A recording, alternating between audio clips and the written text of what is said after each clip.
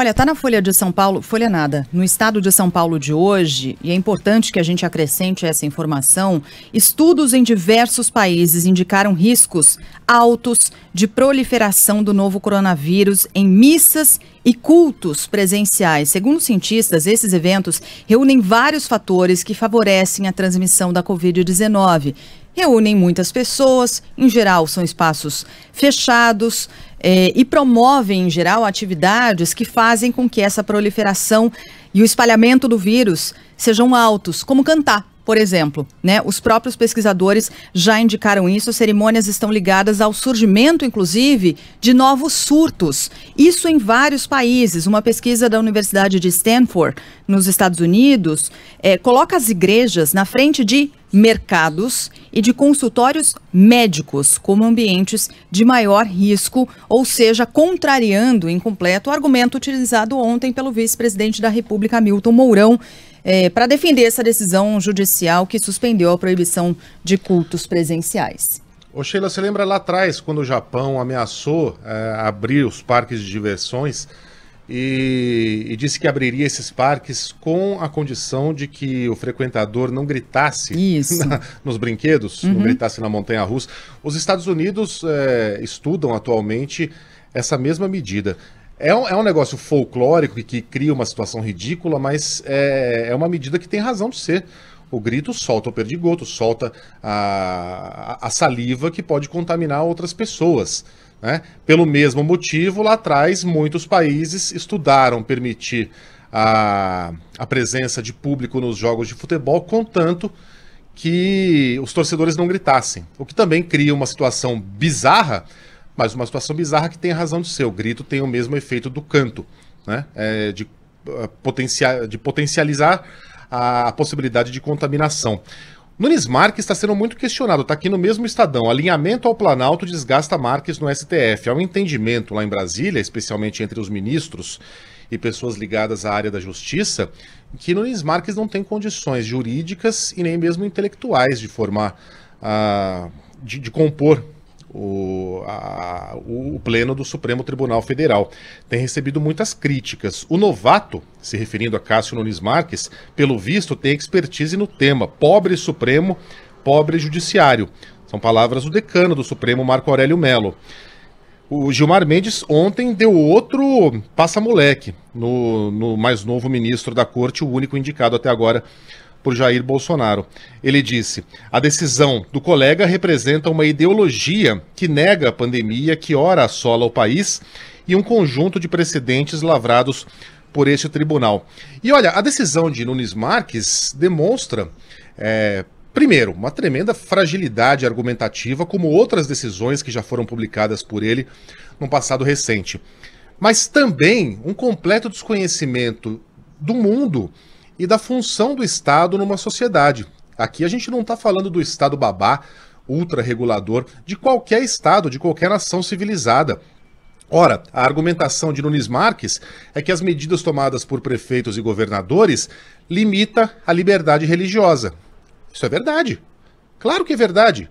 Como as decisões pós-pandêmicas limitam a liberdade de ir e vir, limitam a liberdade de circulação, elas são decisões que de fato limitam a nossa liberdade.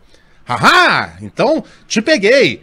Você admite que são decisões que estão diminuindo a liberdade? Sim! Mas a função do Estado, e de novo, mesmo nas repúblicas mais liberais, é essa. Não existe liberdade absoluta.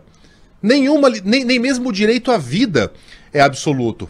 Se eu ameaçar a Sheila com uma arma, a Sheila, no intuito de se proteger, pode pegar a arma da minha mão e me dar um tiro. Nunca. Ela não vai ser condenada, então o meu direito à vida não é absoluto.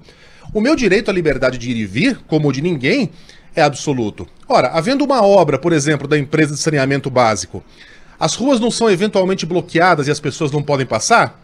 Havendo um jogo de futebol, o entorno do estádio não é bloqueado e pessoas sem ingresso não podem circular? Isso acontece, por exemplo, no entorno do estádio do Palmeiras, na rua Palestra Itália. Quem não tem ingresso não pode circular ali para desespero dos donos de bares. Tudo isso são limitações ao direito de ir e vir e a liberdades individuais e que fazem parte de uma sociedade saudável. Ah, mas você está comparando uma pandemia com um jogo de futebol? Bom, querem um exemplo mais macro? Depois da tragédia de Fukushima, lá em 2011 no Japão, a cidade mais próxima de Fukushima, que se chama Nahara, foi bloqueada, foi evacuada por 4 anos e meio, por uma questão de saúde pública. Durante 4 anos e meio, ninguém poderia chegar perto dessa cidade, por uma questão... É uma decisão do Estado que está protegendo a saúde dos próprios cidadãos.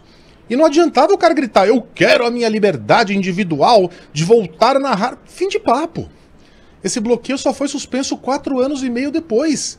É uma medida de saúde pública que vale para igrejas, vale para teatros, vale para jogos de futebol, vale para restaurantes, vale para tudo. Não deve e não há razão para que haja privilégios para alimentação espiritual nos templos, até porque de todas essas atividades, aquela em que menos há perdas, né, quando realizada em casa ou por meios virtuais, é a reza. A gente já cansou de dizer aqui que a gente entende que não é a mesma coisa você frequentar um culto virtual e um culto presencial. A gente sabe disso. Mas Deus, como onipotente, onipresente, onisciente, cheio de amor, entenderá a situação e o livre-arbítrio das pessoas e principalmente dos pastores de cancelarem esses cultos presenciais. Também não é a mesma coisa você acompanhar pela internet uma orquestra sinfônica, não é a mesma coisa, quem frequenta estádio sabe disso, você vê um jogo de futebol pela televisão e pela arquibancada. Ah, não dá para comparar uma coisa com a outra? Por que não? Por que não? A religião é importantíssima para uma parcela gigantesca da população, mas para uma certa parcela, ela não tem importância. Para muita gente, uma peça de teatro, um filme no cinema é mais importante que o culto.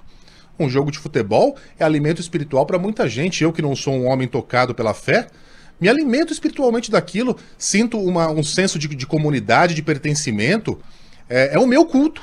Eu vou ao estádio pelo menos uma vez por semana, muitas vezes 2 vezes por semana, quando há 2 jogos em São Paulo. Então não há por que haver privilégios para uma determinada categoria, sendo que todo mundo está sofrendo com essas limitações de circulação. E sim, são limitações de circulação, porque é esse o papel do Estado, proteger a sua população. Você liberar esses grandes eventos é mandar, sem trocadilho nenhum, o gado para o matadouro. E é impressionante que Nunes Marques não consiga entender essa lógica.